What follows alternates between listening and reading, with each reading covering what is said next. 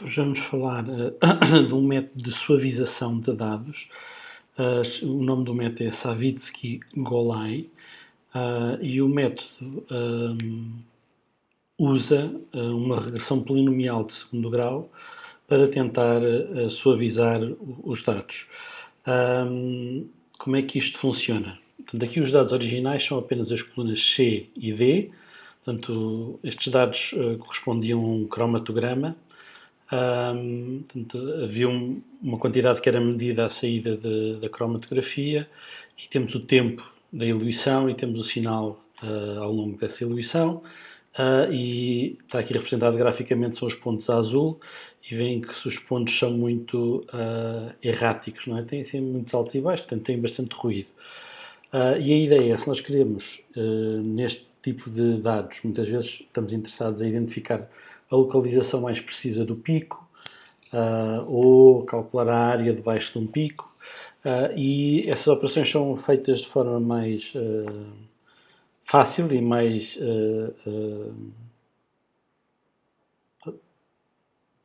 de forma mais adequada, usando uma versão suavizada dos dados.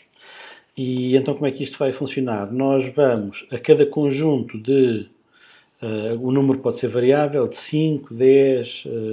Normalmente usamos números ímpares porque queremos sempre ter um zero no meio e ter pontos acima e abaixo do zero. Portanto, com números ímpares de pontos, vamos ajustar um polinómio de segundo grau, ou seja, vamos obter os coeficientes M2, M1 e B, mas em vez de usar os tempos como a variável x, vamos usar uns valores que nós escrevemos aqui, que variam de unidade em unidade, que o ponto central é o zero, portanto, e começam com números negativos e vão para números negativos. Se eu quiser usar 5 pontos, vou usar estes 5 pontos como valores de x e de x quadrado. Preciso do x e do x quadrado para fazer a regressão polinomial. Como nós fazemos a regressão polinomial, considerando que o ponto central tem x igual a zero, então o valor previsto pelo polinómio, portanto o valor suavizado, vai ser, como x é igual a zero, o valor previsto vai ser apenas a ordenada na origem. Basta-nos o parâmetro da ordenada na origem para termos a função suavizada. Mas, já que temos a função na forma de um polinómio, podemos aproveitar e calcular a primeira derivada, que também pode ser útil, por exemplo, para encontrar os pontos mínimos ou máximos dos dados. E neste caso, a primeira derivada, portanto, esta era a expressão do polinómio, a primeira derivada, o b desaparece, o m1 fica sem estar multiplicado por x, e o m2 ainda continua multiplicado por x, mas agora não x ao quadrado, só por x, e tem mais um fator de 2. Como o x é igual a zero, a primeira derivada no ponto central do polinómio vai ser igual ao coeficiente m1. Também é possível, para calcular a área debaixo numa secção destes dados, é possível calcular o integral entre dois pontos consecutivos. Para isso temos que usar a primitiva da função y, que está aqui calculada. Portanto, quando derivamos os termos que tinham x, perderam uma potência, portanto o x desapareceu e o x ao quadrado passou a ser só x. Aqui na integração ou na primitivação é ao contrário, portanto temos o x que era ao quadrado passou a estar ao cubo, e o coeficiente m2 é multiplicado aqui por um fator de 1/3 para compensar esta... portanto faz parte da fórmula da primitiva de uma potência. E depois temos o que era só x passou a x quadrado e é multiplicado por 1/2. E o b, que era um termo independente de x, passa a estar multiplicado por x. E geralmente nós usamos, então, o ponto central é sempre o x igual a zero, e aqui dá jeito de calcular o integral entre o ponto zero e o ponto seguinte. E nesse caso, então, a fórmula do integral é a primitiva de y, com x igual a 1, menos a primitiva de y com x igual a 0. Quando o x é igual a 0, isto é tudo igual a 0, portanto basta-nos calcular com o x igual a 1. Como é x ao cubo e x ao quadrado igual a 1 e x são sempre iguais a 1, portanto isto fica apenas 1/3 do M2 mais 1/2 do M1 mais a ordenada na origem. Isto é a área debaixo daquela secção do gráfico.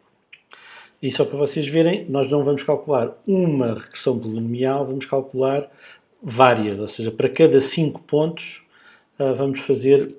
Agora isto está feito com 5 pontos, nós depois já vamos aumentar o número de pontos.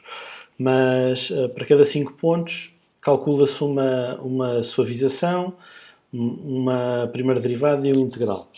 E depois, no ponto seguinte, calculamos para mais 5 pontos, mas agora já não apanhamos o primeiro ponto, apanhamos estes... exato, apanhamos estes pontos. Fazemos a regressão polinomial com estes valores de y. E depois, à medida que temos aqui um exemplo, ou seja, estes são os primeiros 5 pontos, e aqui é o polinómio de grau 2 ajustado a estes 5 pontos, e como o ponto central aqui está com as coordenadas do tempo original, mas o ponto central vai ter um valor de x igual a 0, o que nós vamos ficar é com este valor aqui, como a nossa estimativa da função suavizada neste ponto. Avançamos um ponto para o lado, portanto este ponto é este aqui, este era o central anteriormente e agora este é aqui. Portanto já mudámos o ponto, vamos ajustar um polinómio de segundo grau e agora o valor que vai substituir este, que é o valor central, vai ser este aqui. Sim? É o ponto do polinómio que tem as coordenadas centrais nesta regressão. Sim? Como nós vamos ter que fazer a regressão muitas vezes, vamos usar a função Proslin, mas não vamos querer expandir o resultado da função Proslin naquela matriz que tinha a estatística toda. Nós só queremos o valor do coeficiente. Para poder fazer isto de forma mais automática, vamos usar uma função que se chama índice, que também existe em inglês penso que é index, e dentro dessa função índice, o primeiro argumento é a própria função Proslin. A função Proslin gera uma matriz de dados, que neste caso vai ter, como temos um modelo com 3 parâmetros, vai ter 3 colunas e 5 linhas. E a função índice permite-nos ir a essa matriz e retirar o elemento, o número que está na primeira linha, terceira coluna. Assim, neste caso o B vai ser o parâmetro que vai aparecer na terceira coluna. O M1 vai ser o parâmetro que aparece na segunda coluna do Linest. E o M2 vai ser o parâmetro que aparece na primeira coluna do Linest, ou do Proslin. Tá? O índice permite-nos ir buscar diretamente um valor dentro da matriz que a função Proslin produz. Portanto, e tiramos só o valor que nos interessa. Portanto, neste caso, isto já está feito aqui. O que nós vemos aqui é a função índice. A função índice depois lá dentro aplica a função Proslin, que usa como valores de y conhecidos os primeiros 5 valores e como valores de x conhecidos este conjunto de 5 pontos centrados no zero. Sim? Depois fecha o parênteses da função Proslin e nós vamos querer o valor da primeira linha da terceira coluna que vai corresponder à ordenada na origem. Depois, portanto, reparem que eu fixei os valores do x porque eu agora quero arrastar para baixo, quero que a janela do y vá movendo uma casa de cada vez. Portanto, se eu for agora à função de baixo, a janela do y já começa no segundo valor e avança até mais um valor. Fazemos a regressão e retiramos o b.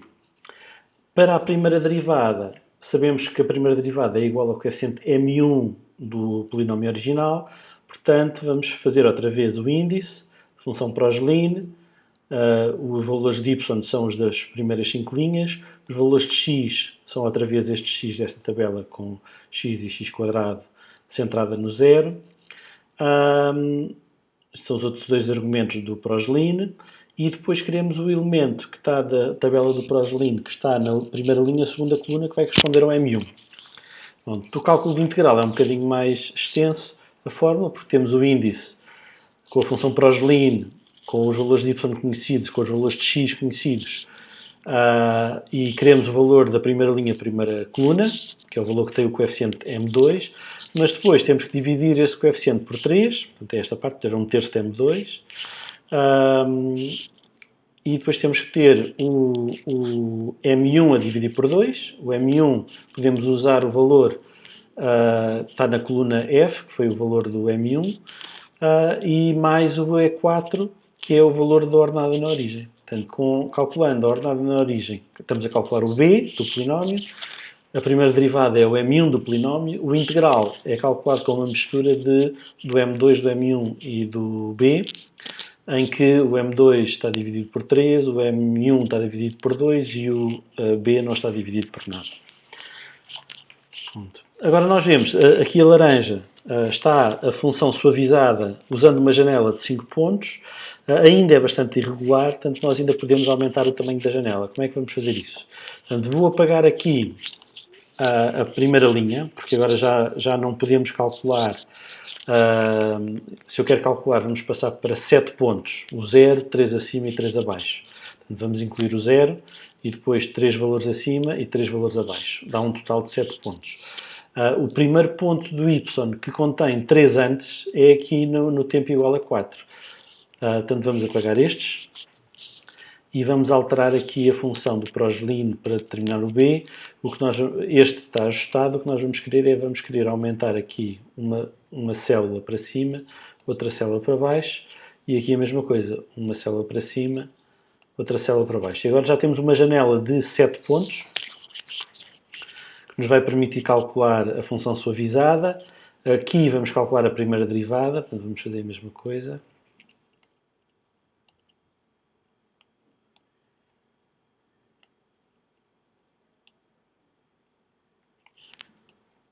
Está certo.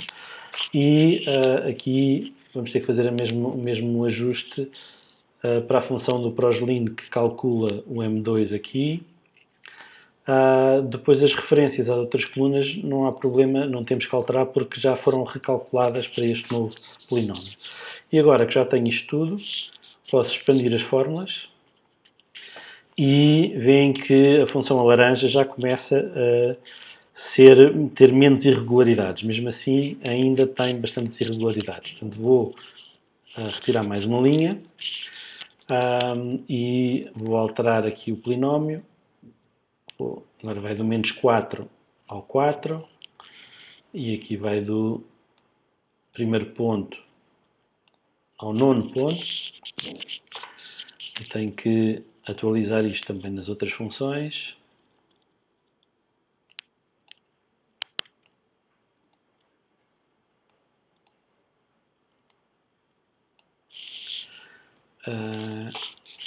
E finalmente aqui na fórmula do integral também vamos aumentar a referência do x e a referência do y. Agora que já temos as 3 linhas, podemos expandir isto. E ainda continua muito irregular. Aqui, eventualmente, nós imaginem que estávamos interessados neste pico aqui, que, de acordo com o conhecimento da mistura da amostra que estávamos a estudar, sabemos que neste tempo de ebulição era um composto que estávamos interessados em purificar ou em separar da mistura, e queremos que isto seja um pico único para tentarmos perceber exatamente onde é que está o pico e podermos calcular a área debaixo do pico. Então ainda vamos aumentar mais, o que significa que vou apagar esta linha, vou expandir aqui, vamos passar a ter 11 pontos.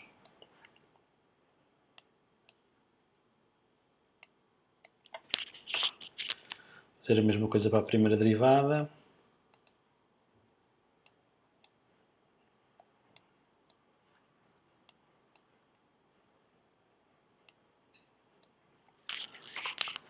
E a mesma coisa para a segunda. Não, também era possível calcular a segunda derivada, mas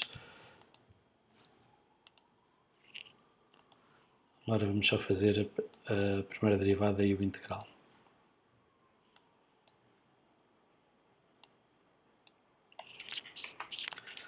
Pronto, agora, quando expandir, vão ver que a função vai estar menos irregular. Ainda continua ali com aquele pico. Vamos apagar já duas. Justamente. Agora começa no ponto 8 e vai até o 1, portanto vou ter que ajustar,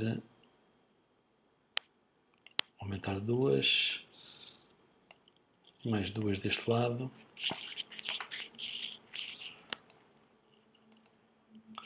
Tenho que atualizar aqui. A mesma coisa para a primeira derivada, 2 para cima. Oi.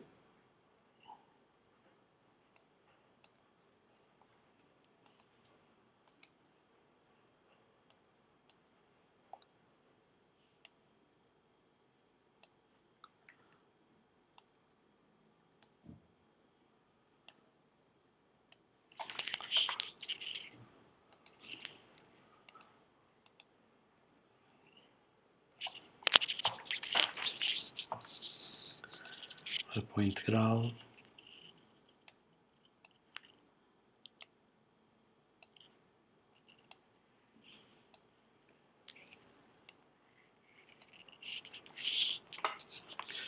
E posso expandir a fórmula.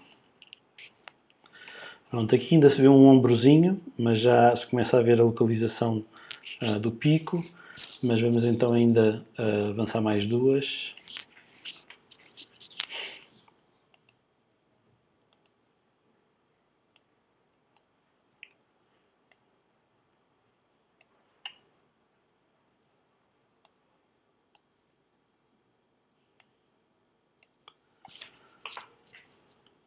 Ou seja, o tamanho da janela de pontos pode variar de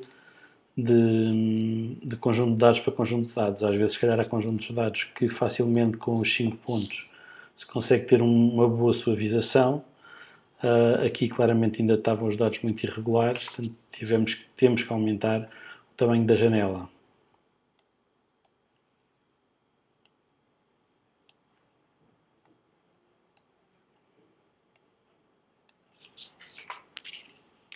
Portanto, já fiz dos 3. E aqui já o traçado laranja já começa a ficar com um aspecto regular. Vamos tentar mesmo ir até aqui ao máximo da nossa... Obviamente eu podia ainda aumentar mais, mas como fiz só o X do menos 10 ou 10, vamos usar aqui o máximo. Portanto, mas temos uma janela com 21 pontos.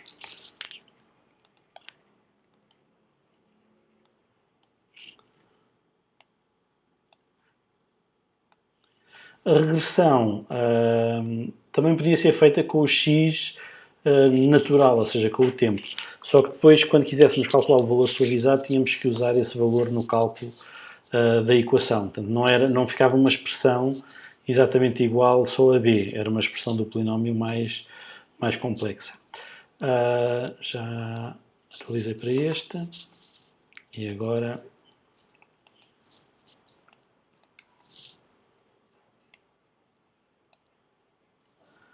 por fim, integral.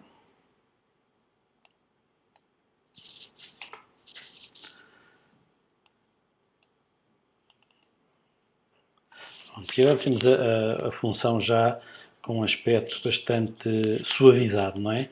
Portanto, vemos que os dados originais oscilam à volta desta curva laranja, portanto, é o ruído que torna o sinal tão errático, e depois temos um conjunto de picos. Agora vamos imaginar que nós queremos saber qual é o ponto aqui central deste pico e depois queremos calcular a área entre a base, onde é que, entre este ponto que é a base do pico deste lado e este ponto aqui.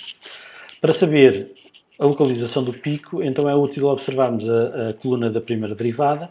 Eu apliquei uma formatação condicional que as células ficam verdes quando têm um valor positivo e vermelhas quando têm um valor negativo. Isto porquê? Porque nós estamos interessados nos pontos onde a primeira derivada muda de sinal, porque vão corresponder a picos mínimos ou máximos. Se nós tivermos um pico máximo, a derivada começa por ser positiva e depois chega ao pico e em teoria no pico é igual a 0 e depois decresce e fica negativa, não é? Daqui nós vemos que neste ponto, no tempo igual a 21, entre o 21 e 22 é quando temos o pico, deste primeiro pico. Depois temos uma região negativa. Agora aqui no ponto 51 temos um mínimo, porque passa de negativo para positivo. Depois temos aqui no 122, vamos ver no gráfico onde é que está o 122. O 122 está aqui, temos o outro pico, este pico aqui, portanto ainda nos faltam, o pico que nós estamos à procura está entre o 200 e o 250. Vamos aos pontos entre o 200 e o 250. Isto ainda está aqui a anotação do ano anterior. Portanto, aqui está positivo, portanto, o valor está a crescer e atinge o pico aqui. Certo? Este é o ponto em que passa de negativo a positivo. Das duas derivadas, a mais próxima de zero é esta, portanto, vamos considerar que o pico está no ponto 226. Mas para calcular a área do pico, temos que definir onde é que o pico começa e onde é que o pico acaba. E aqui há várias formas de definir o início e o final do pico. Portanto, o ano passado, nas aulas, acabei por escolher o 208, como vamos ver onde é que está o 208.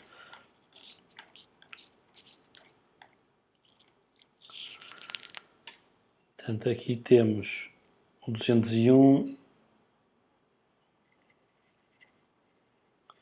Portanto, o 208 já está aqui a meio da subida. E provavelmente escolhemos aqui outro ponto a meio deste lado. Aqui as regras podem ser diferentes. Qual foi o ponto que eu escolhi para ser? Foi o 244. Vamos ver onde é que está o 244. 244. Aqui muitas vezes estamos a apanhar só a parte central do pico, que será a porção do pico que terá menos contaminações, ou seja, aqui nós vemos que há outro pico, portanto a parte deste sinal do Y é devido a outro composto, por exemplo, aqui a outro, e para isolarmos a nossa estimativa da quantidade deste composto em que estamos interessados após a ebulição, podemos querer calcular apenas a área a partir aqui de metade da altura do pico. E foram esses pontos escolhidos. Também é possível calcular a segunda derivada e este ser o ponto de inflexão, ou seja, aqui a concavidade é... Portanto, a concavidade está a apontar para o lado côncavo, está a apontar para cima, e a partir deste ponto do meio do pico começa a ter uma concavidade a apontar para baixo. Isso são formas de definir o pico. Outras vezes é preciso encontrar qual é o baseline e perceber onde é que, ou seja, outra opção podia ser daqui até aqui. Mas vamos fazer a opção do ano passado, que é desde o 208, que é aqui a metade da altura, até o 244.